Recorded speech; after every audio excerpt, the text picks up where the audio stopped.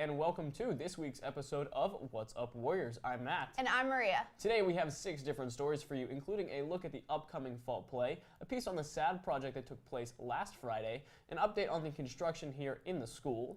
Also, we will take a look at the t-shirts being sold around the school and 2 pieces on the election. One on the mock election here at PT and one on the election that is now just 4 days away. Let's get started.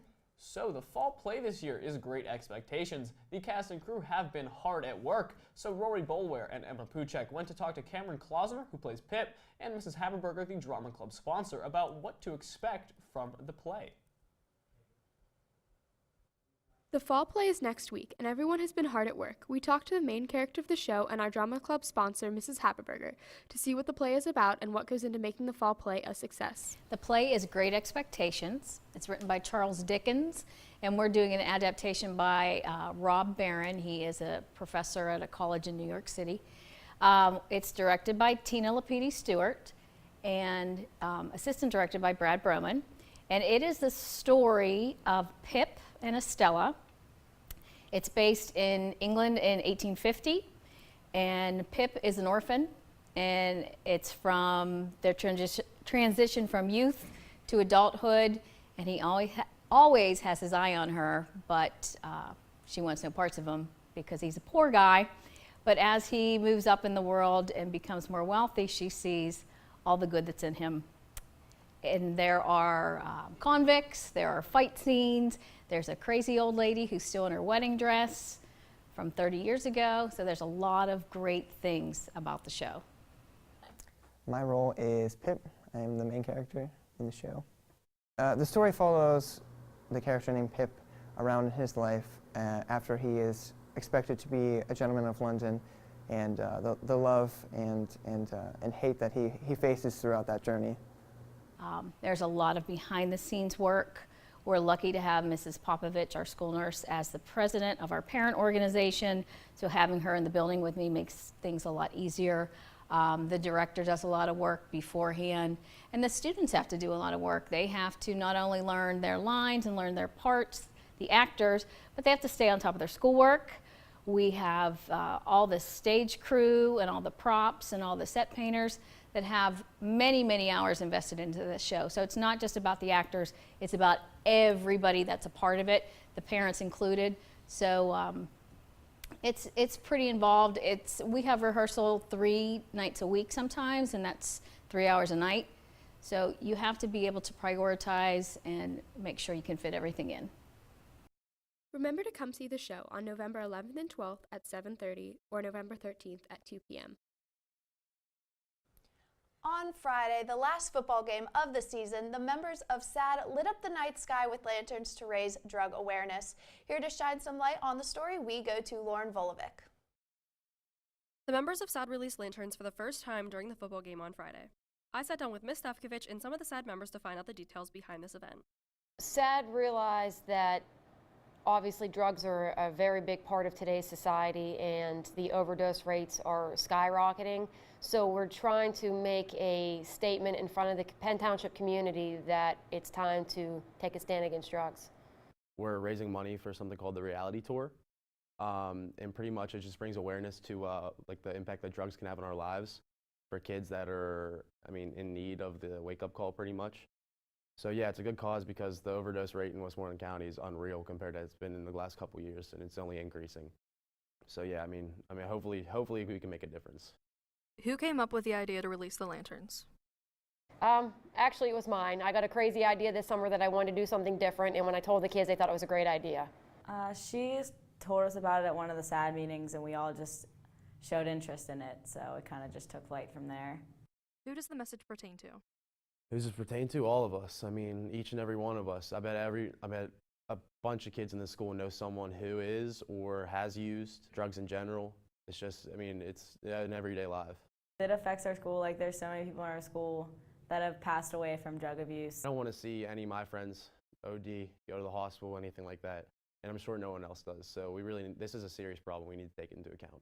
What are the plans for SAD next year? My plan is to potentially open it up next year to any student that wants to buy it or buy one to turn it into a fundraiser and have more of an impact on the community. What was the turnout for this year? I have 73 SAD members this year, and due to athletics and whatnot, I only have about 60-some releasing the lanterns, but that's still a pretty good turnout. This has been Lauren reporting for PTV. It's no secret that our school has been under construction for quite some time, and for the senior class, it may be hard to remember a school without construction happening. With hopes of it ending soon, I went to talk to the man in charge and get an inside look as the project wraps up here at PT. With renovations here at PT seemingly coming to a close, I sat down with Mr. Ingles to see just what's going on. Well, the newest addition is the annex, where we have a new gymnasium that we put in place. Along with the gym, we put a maintenance garage underneath it, and we also have a fitness center attached to it. So all that was done, turned over to us, I think it was in the spring of last year, so that's the newest addition. Yeah, the pool was really a sore spot for the district, and it needed a lot of work. So we did basically a total overhaul in there. The only thing that really didn't get touched was the pool deck, but we've got a new diving board, new starting blocks, painted the entire area. We added 2 new locker rooms, renovated the existing 2 locker rooms, renovated the pool audion, and one of the big differences, we needed some extra deck space. In the swim meets, it's very crowded, so we blasted open the one wall. We added about 12 feet of deck space and added some bleachers over there, so that made some huge gains. Yeah, well, it was scheduled to be 100% finished by the end of August. That didn't quite happen, but it was, for the most part, that we were able to get kids into the classrooms and use the building as we would need to. The pool was behind. There were some change orders there that got us behind, so that was a setback, but we did get it done in time for the swim season, which was certainly a priority. But yeah, it's things got behind in some areas, and some areas got ahead of schedule, but overall we were able to get the facility ready and for student use for the beginning of the school year. I would say that we're about 90, almost 99% done. They're finishing up some of the roofing on the ticket booth and in the athletic entrance. That needs to be done. There's still some flooring that needs done in some of the vestibules. A couple minor things outside with some landscaping, some seating, but it's pretty much done. But there is a big punch list that needs to be addressed, and that will probably take us through about the end of November. I like the library. I think, and it's really, we changed it to a media center because it's really not a library, as you know. We threw away, not threw away, but we gave away thousands of books. So, the library has really transformed how we use it and how kids use it. It's more of a learning center. I think the independent study rooms that we added were really neat, and the soft seating and the coffee shop, the way it turned out. We put a skylight in there, which really opened it up. So it's a great atmosphere for learning, for kids to collaborate and work on projects and get things done. So I think that was really a positive of the project. That's all here from the halls of PT. Back to you guys in the studio. Mrs. Stefkovich's administration and management classes TShirt Project has started up, and you can now buy a t-shirt to support Mrs. Saracini, the wife of our former principal. Brendan Burns and Sarah Gabani talked with Mrs. Stefkovich and Athena Biondi to get more information on this project. SAD is doing a t-shirt project that benefits the Saracini family. We sat down with Miss Stefkovich and Athena Biondi to get the details on this project. Each year, my management students are split into teams, period versus period, and essentially what they do is they run a business where they develop a t-shirt, they develop pricing and a commercial, they come up with goals, they come up with a company name, and then what we do is we actually sell the t-shirt and donate the proceeds to a local cause. The cause this year is the Saracini family. Mrs. Saracini was diagnosed with stage 4 breast cancer this summer. The basic guidelines of the project is it has to incorporate Penn Trafford or the reason we're giving the money, or who we're giving the money to each year. So those are the 2 parameters that they have to follow. So that's why they went with the breast cancer and Saracini's name.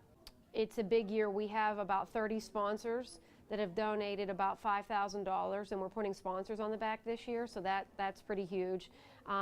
That allows us to make 100% profit on each shirt, which enables us to donate more to the Saracini family, which is awesome. You can buy them off of any team member in period 2 or period 6. There'll be people selling them all around the school starting November. We'll come into lunches and classrooms, so you can basically find anyone who's in the class. We know we wanted to stick with the pink because that's the color of breast cancer.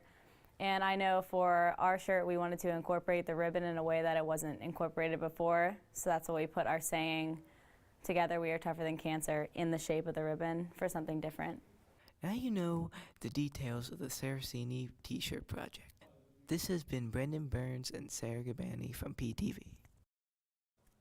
Although the presidential election will be on Tuesday, all of the high school students will have the opportunity to vote in a mock election on Monday. We sent Dylan Cleveland to talk with Mr. Moses and Mrs. Smith to find out more. On Monday, November 7th, students will have a chance to cast their vote for the 2016 election. With the actual voting day on Tuesday, November 8th, students will obtain a realistic and authentic voting experience right here at Penn Trafford High School. To prepare for the election here in the building, we've had classes working on different materials. We've had some of our 9th grade students working on campaign posters, and others have been putting together informational videos and materials to hand out at the polling place on Election Day. On Monday, when students are in their social studies classes, they are going to be called over to vote if they wish. And when they arrive, they will sign in just as you would at a regular polling place on Election Day. So every grade level will have a sign-in area, and then we'll have students escort them to a voting booth where they can electronically cast their ballot for president. The atmosphere is slightly different whenever you're walking into a real polling location and you're going through to truly go and vote, but we're going to try and make it as realistic as possible. Well, what we're hoping is that by providing a realistic experience for the students, it will help keep them engaged in the election process and perhaps even encourage them to go vote when they are 18, because they will have participated in the process here and they'll know what to expect when they go to their polling places. It is a right of the people to vote in the United States. It is not mandatory, but I highly recommend you go and voice your opinion. It is the one time that you can truly choose who should be in charge of your national government, your state governments, your local governments, whatever elections may be happening at that time. If you don't have a social studies class, you can come down to vote at any time during the day. Make sure to stop by the Media Center and cast your vote for President, U.S. Senate, and the 18th Congressional District. For PTV, I'm Dylan Cleveland. Happy Election Day, PT. With the presidential election being just 4 days away now, Michael Shuley went out to learn more about Gary Johnson, Hillary Clinton, and Donald Trump, as well as the policies that they support. With the election day being on Tuesday, November 8th, I decided to go out and catch up with some supporters of each of the candidates to learn more about the election. So Governor Gary Johnson supports eliminating the income tax and instituting something called the fair tax, which is a regressive consumption tax. It's basically a national sales tax. And from there, we could decrease the size of government, and the main form of government funding would come from these consumption taxes. Hillary Clinton's tax plan is to ensure that all Americans pay their equal share of taxes. That would include closing loopholes on Wall Street and providing small businesses with tax relief. I think Trump's tax plan is great. He wants to lower taxes, which will boost the economy. And that's what we need because our economy is terrible right now. And historically, every time we've cut taxes, our economy's only gotten better. So Gary Johnson has the most executive experience out of all three candidates that are running for office on the ballot in all 50 states. He made a small business into a multi-million-dollar company, the biggest contractor in New Mexico. He has good experience in government. He was liked on both sides of the aisle. When he was governor, he cut taxes, he decreased government spending, and then he left his state with a budget surplus. Hillary Clinton is the best choice for the American people because she has experience being Secretary of State of this country, being the First Lady of this country, being a U.S. Senator. She has prior experience. She knows what she wants to do for this country. She hopes to continue the measures made by the Obama administration, does not want to go backwards. I think Donald Trump is the best choice for America because I believe he is the best policy set forth out of any other candidate. He really understands the economy because he's a great businessman. I think that it's great that he's not a politician because the politicians are the ones that kind of put us in the mess that we're in right now as a country, and I think someone outside of the political world will help us get out of it, and I think he's the one that'll get the job done. So there you have it. Each candidate is unique and has their own set of skills and attributes that set them apart from the rest. This has been Michael Shuley with The Story. If you can, make sure you go out and vote, PT. Thank you for watching this week's episode of What's Up Warriors. We will be back in 2 weeks for a look at some more things going on around PT. Until then, I'm Matt. And I'm Maria. Have a great weekend, PT.